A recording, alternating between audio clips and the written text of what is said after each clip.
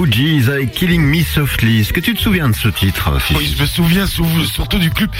Pardon, j'étais en train de réfléchir, mais cette chanson, en fait, c'est vraiment le clip phare avec Lauryn Hill qui était dans un siège de cinéma et derrière il y avait un homme assez gras qui mangeait des pop-corn derrière.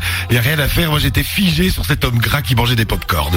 Très bien. Ça n'a pas été trop compliqué pour toi de nous rejoindre aujourd'hui en ski? Ça a été difficile, hein. On s'est senti un petit peu en Sibérie, mais enfin bon, je ne veux pas exagérer, mais bon, voilà, ça glisse. Voilà, ça va être le sujet du jour en Belgique, en gros. Hein. Mais oui, parce qu'en plus, ça ne durera peut-être pas très longtemps. Bon, tant mieux d'ailleurs. Merci à toi d'être venu jusqu'à nous. Ta rubrique pop culture, dis-nous un petit peu de quoi tu vas nous parler aujourd'hui. Ah bah Bernard, aujourd'hui, je vais te parler musicalement d'un monde que tu détestes. De la soupe, du potage, du fast-food musical anglais des fins des années 80. En parlant de potage, juste avant, je voudrais faire une petite parenthèse. J'aimerais juste placer une phrase qui pour moi, une phrase d'un homme flamand qui pour moi est devenu culte. Eh bien, il a dit un jour, tout ce que l'on nous propose, c'est de la soupe et du potage. Et dans cette vie, et dans ce potage, nous ne sommes que les boulettes. Bien. Voilà, il y a une certaine philosophie que j'aime. Tu fais monter le niveau, c'est bien. Bon, revenons à notre potage musical. Je vais vous parler de Rick Astley.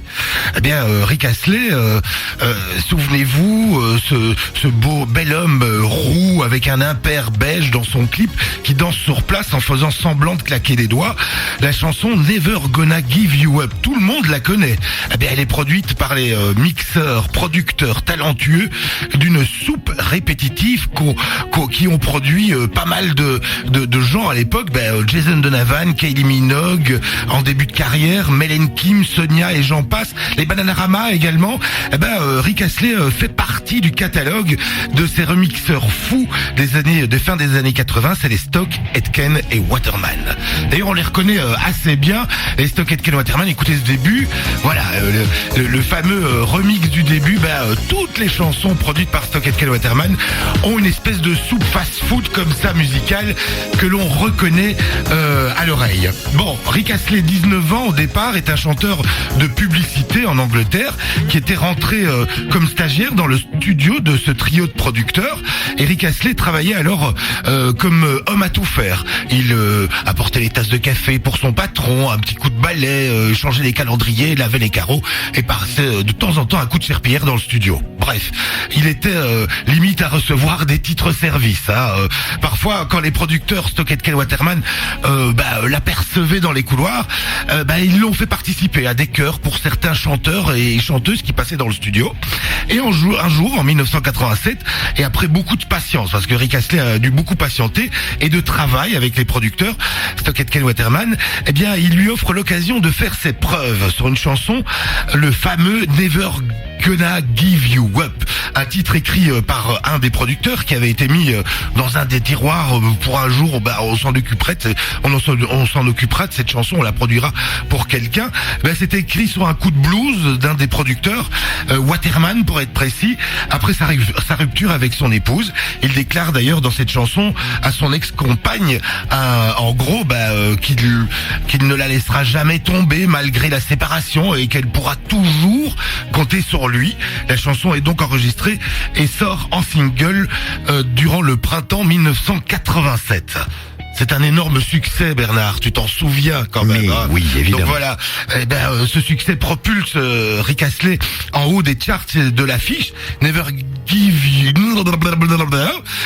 Gonna Give You Up sera d'ailleurs la meilleure vente du single de l'année 1987.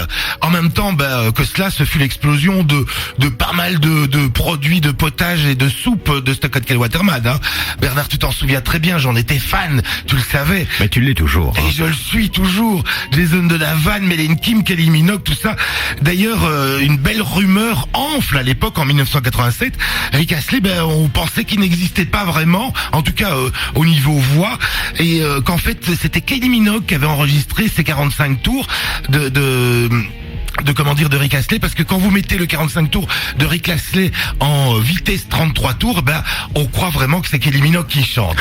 Donc voilà, c'était une espèce de rumeur qui a été démentie par après. Bon, que devient-il C'est vraiment la grande question, hein. Plein de tubes après 1987 quand même. Il a fait Together Forever, Take Me to Your Heart, Cry for Help, enfin bref, il en a fait pas mal. C'est toujours produit d'ailleurs par les Stockhead Kenny Waterman et dans la même lignée que Never Gonna Give You Up. D'ailleurs, toutes ces chansons se ressemblent. Bon, il y a eu également une petite traversée du désert, hein, même assez longue, une vingtaine, si pas 25 ans de traversée du désert. Il fait de temps en temps des retours scéniques plus ou moins has-been, hein, des salles qui sont remplies bien évidemment de fans des Stockhead Kenny Waterman, des productions Stockhead Kenny Waterman. Et puis il y a un an, vraiment, j'ai raté ce concert culte. C'était un concert qui rassemblait tous les chanteurs et chanteuses qui ont été produits par les Stockhead Kenny Waterman à Londres. Il y avait plus de 20 000 fans, tu te rends compte Bernard? Je pensais que j'étais le seul, bah non. Eh bien non. Il y avait plus de 20 000 fans dont Rick Astley faisait partie. Et bon, à part ça, il sort de temps en temps un album, vraiment presque et uniquement en Angleterre. Et puis il a pris un peu de poids aussi, hein, il est difficile à reconnaître. Il s'est marié et a une fille qui s'appelle Emily Astley. Et maintenant, les cheveux roux s'estompent, ils deviennent plus ou moins acajou brun. Bien, voilà. Merci pour cette histoire de la vie de Rick Astley. Je te propose qu'on se le remette dans l'oreille, évidemment. Bien sûr, toute une époque. Et on se retrouve évidemment la semaine prochaine, si la météo le permet. Mais normalement, ça devrait aller. Hein. Ça devrait aller. Excellent week-end à toi, Rick Astley. À la semaine prochaine. Oui, à la semaine prochaine. Le voici avec Never Gonna Give You Up. C'est pas évident à dire. Et on se retrouve, nous, juste après les tops de 8h, si vous le voulez bien.